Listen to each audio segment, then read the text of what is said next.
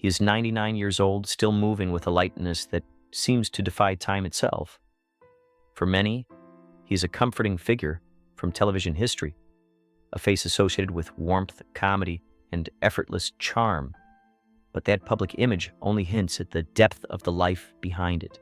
His story is not just about success, but about endurance through obscurity, rejection, addiction, and reinvention. It is about a man who spent decades trying to be seen, only to discover that visibility comes with its own quiet burdens, long after the applause fades. A childhood shaped by quiet distance. Born in West Plains, Missouri in 1925, he grew up in a place where ambition felt distant and unchanged horizons shaped daily life. His father was often away, a traveling salesman, while his mother managed the home with steady but understated presence. The household was not harsh but emotionally restrained, leaving little room for expressive warmth. In that environment, he learned early that attention was something to be earned, not given freely. That realization quietly shaped him, planting the idea that performance might be the only reliable way to feel real and recognized. Learning to be seen through performance as a child, he discovered that humor could change everything. A funny face, a physical gag, or a well-timed impression would shift the atmosphere instantly. Where words failed to bring attention, performance succeeded. He studied classic comedy with intense focus, especially the physical timing and silent storytelling of early film comedians. Comedy became less of a hobby and more of a language through which he could connect with others. It was not about applause at first, but about presence, about the relief of being noticed, even briefly, in a world that often felt indifferent. War years and the discovery of purpose. In 1944, he was drafted into the United States Army Air Forces during World War II. He hoped to become a pilot, but physical requirements redirected him to radio operations and entertainment duties. While not on the front lines, he performed for troops, learning that humor carried real weight in moments of stress and uncertainty. Laughter was not trivial, it was necessary. Those years clarified something important for him. Performance was not escapism, but service. He returned home with no fame or fortune, but with a deeper conviction that this was the path he had to follow. Struggle, marriage, and years without recognition.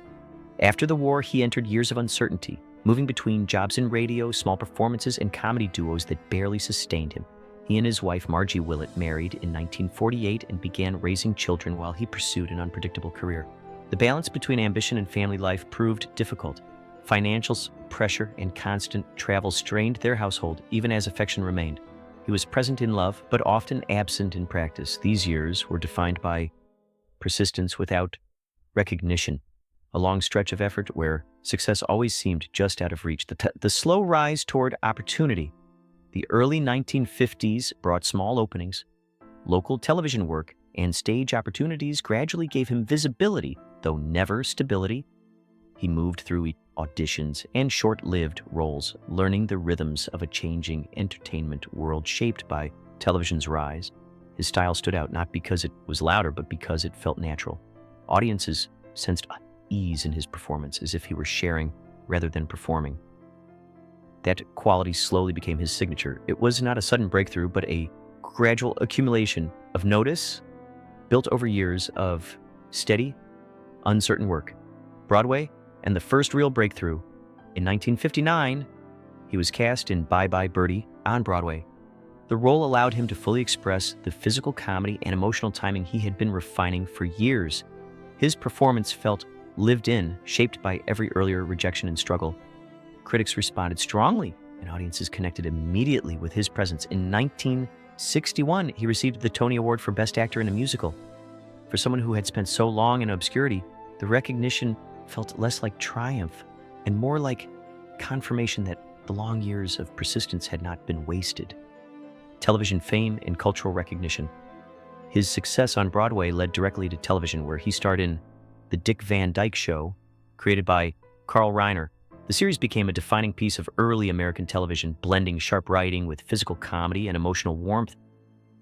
He played Rob Petrie, a role that mirrored his natural balance of humor and relatability. The show made him a household name, seen in millions of homes each week. Yet, behind the effortless charm was years of exhaustion and pressure, as fame demanded a version of himself that always had to remain bright.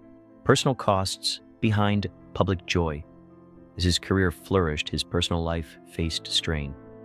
His long marriage eventually ended after decades of shared history, shaped by distance and the pressures of fame. He also struggled privately with alcohol, a battle that he later spoke about openly. Recovery became part of his later life story, showing that reinvention did not stop with professional success.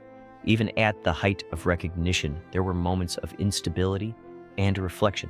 The contrast between public joy and private difficulty revealed the cost of sustaining a persona built on constant optimism and performance. Rediscovery. Later in life. In later decades, he continued working, dancing, and performing well beyond the age when most retire. Even into his late 80s, he found new creative partnerships and renewed visibility, surprising audiences who had grown up watching him. There was a sense that he never fully left the stage. He simply adapted to new forms of it. His longevity became part of his identity, not as exception, but as continuation. What remained consistent was movement, physical, emotional, and creative, refusing to settle into silence, even as time advanced steadily forward. Conclusion: still moving, still becoming. At nearly a century of life, he remains a figure defined not only by success, but by persistence through uncertainty. His story is not a simple arc of rise and fame, but a long negotiation between visibility and invisibility, joy and struggle, performance and personhood. The man people think they know is only part of the story. The fuller truth is someone who kept choosing to show up even when unseen and continued to move when stopping might have been easier. In that persistence lies the real legacy, not perfection, but endurance in motion.